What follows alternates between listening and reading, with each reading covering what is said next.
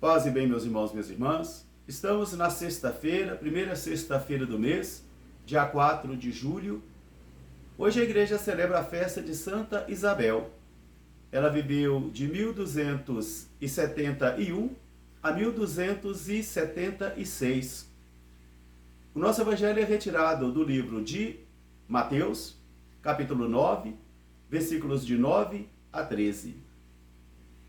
Naquele tempo, Jesus viu um homem sentado na coletoria de impostos, e o nome dele era Levi.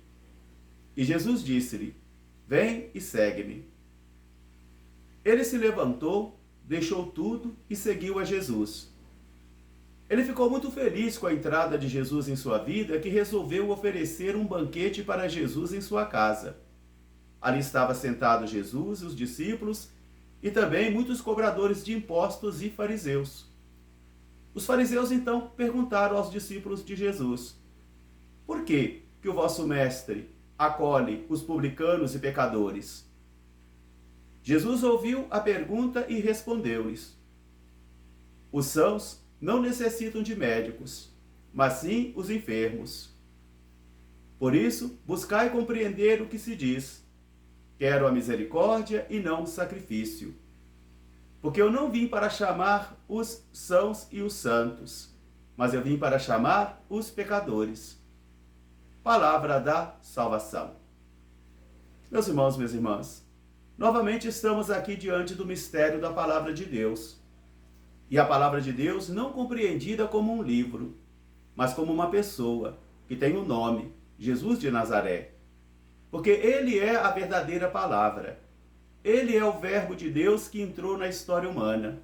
E o Verbo de Deus se fez carne e habitou entre nós. A primeira leitura do livro do Gênesis nos ensina hoje a buscar o dom da fé e de confiar também no Senhor, na providência de Deus. E como isso é difícil, principalmente quando a vida está desgovernada, principalmente quando estamos em crise, onde não sabemos para onde ir e nem o que fazer. Mas a primeira leitura nos coloca e nos inculca em nosso coração e em nossa inteligência este mistério da nossa fé, que o Deus providente vai conduzindo tudo de acordo com a sua vontade. Seja feita a vossa vontade na terra e no céu. E como isso é difícil para nós, porque quando rezamos o Pai Nosso, seja feita a vossa vontade na terra e no céu, às vezes temos vontade de completar e dizer: desde que esta vontade não seja contrária à nossa. Porque às vezes, equivocadamente, eu posso querer uma coisa que não é da vontade do Senhor. Eu posso buscar um estilo de vida que não é da vontade do Senhor. E eu posso ansiar coisas que não estão no plano de Deus para a minha vida. Porque o plano do Senhor é perfeito. E Ele conduz as vidas e Ele conduz as histórias de acordo com o seu plano de amor. Por isso a primeira leitura nos convida a mantermos-nos de fé, a mantermos-nos na fé e principalmente a confiarmos no Deus providente, no Deus que vai providenciando todas as coisas no seu tempo, no seu modo, para a minha felicidade e para a sua felicidade também. Vamos caminhar com Jesus até a beira do mar e vamos também com ele contemplar um homem chamado Levi, cujo nome também é Mateus. E ele não está à toa, ele não está desempregado, ele não está desocupado, mas ele está sentado no seu trabalho, no seu ganha-pão, cobrador de impostos, mal visto pelos judeus. Os judeus o têm como traidor, porque ele cobra impostos para uma nação estrangeira. Para os judeus também um pecador, um publicano, um cobrador de impostos que a lei amaldiçoa. Mas Jesus olha com amor para esse jovem chamado Levi. Jesus olha para ele com carinho e faz aquele convite ou aquela interrogação fulminante: "Vem e segue-me." Imperativo: vem e segue-me. Mateus deve ter pensado, deve ter refletido, e naquele momento ele tinha que fazer a sua opção fundamental, porque isso serve para mim e serve para você.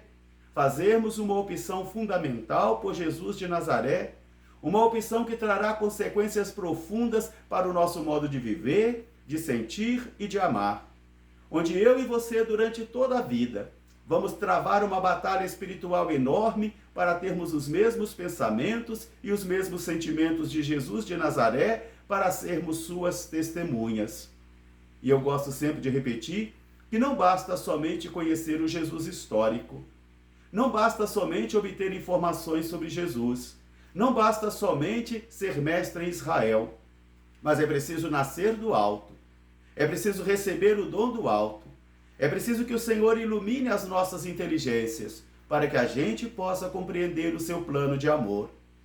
Por isso diz o nosso Evangelho que imediatamente Levi se levantou e pôs-se a seguir o Senhor. Deixou aquela vida que ele tinha de conforto, de riqueza, às vezes de desonestidade também. Deixou tudo isso porque Jesus entrou na sua vida. Jesus transformou a sua vida, e esse é o poder de Jesus. Resgatar as pessoas, reconciliar as pessoas, transformar a vida das pessoas. Por isso, a partir daquele momento, Levi se levanta e põe-se a seguir a Jesus. E ele fica tão feliz. Ele experimenta esta alegria, esta felicidade, esta paz que vem do Senhor, e ele resolve então fazer um banquete em sua casa, convida Jesus e os discípulos, e juntamente ali estão outros pecadores, outros publicanos, outros cobradores de impostos, e no meio deles estão também os preconceituosos fariseus. E enquanto Jesus está comendo, juntamente com seus discípulos, os fariseus estão ali murmurando, com o coração azedo, cheios de azedume, e começam a perguntar aos discípulos: por que o vosso mestre acolhe cobradores de impostos e pecadores? Meus irmãos, minhas irmãs, isso aí é inconcebível, segundo a lógica deles.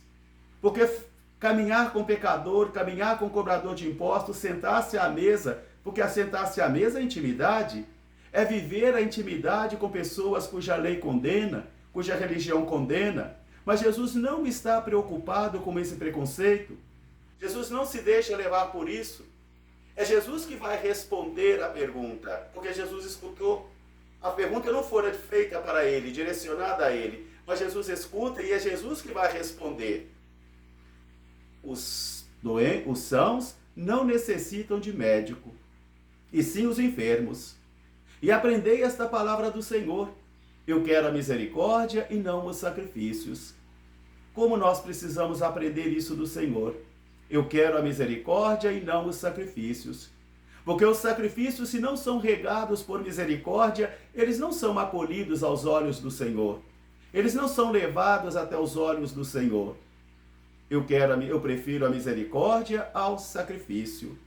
Esta lógica de Deus é a lógica de Jesus e que deve ser a lógica de todos os cristãos também, de não colocarmos ninguém no inferno, de não condenarmos ninguém, porque nós não somos deuses.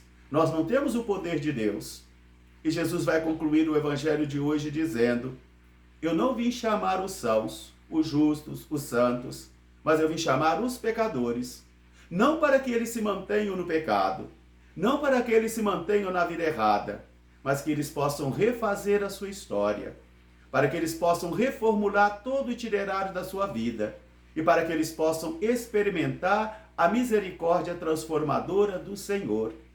Que esta palavra de hoje ajude a mim e a você a entendermos esta lógica de Deus, esta lógica de um Pai providente, esta lógica de um Pai misericordioso, que também é o Deus e é o Pai da justiça, porque não existe misericórdia sem justiça, como não existe também justiça sem misericórdia. Que esta palavra seja para você um elemento hoje forte, né? Um elemento forte, um elixir forte, para poder fazer com que eu e você também refaçamos a nossa história e aprendamos a sermos homens e mulheres mensageiros de misericórdia. Santa Isabel de Portugal, rogai por nós. Um grande fraterno abraço para todos, paz e bem. Até amanhã, se Deus quiser.